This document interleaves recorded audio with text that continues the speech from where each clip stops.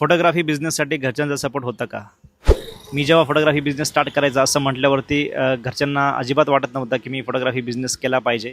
So घरचे मला नेहमी सांगायचे की तू आता एम.कॉम केलं आहे, बी.कॉम केलं आहे, तू मस्त एक जॉब शोध, तू बँकेत जॉब कर, असं ते मला सांगायचे. पण एवढं सगळं करत असताना मी अजिबात जॉब नाही केला. मी माझा फोटोग्राफी बिझनेस स्टार्ट केला आणि आज फोटोग्राफी बिझनेस थोडा चांगल्या लेवलवरती आल्यानंतर आज घरच्यांचा पूर्ण मला सपोर्ट आहे. आणि आज घरच्यांना असं वाटतं की प्रत्येक मराठी माणसाने किंवा प्रत्येक मराठी मुलाने बिझनेस केला पाहिजे.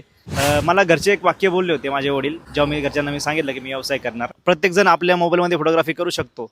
सो तुझ्या ह्या फोटोग्राफीला कोण विचारणार किंवा तुला कोण कस्टमर्स देणार किंवा कोण तुझ्याकडे फोटोग्राफी करणार. सो याला काही स्कोप नाही आहे, तू जॉब कर.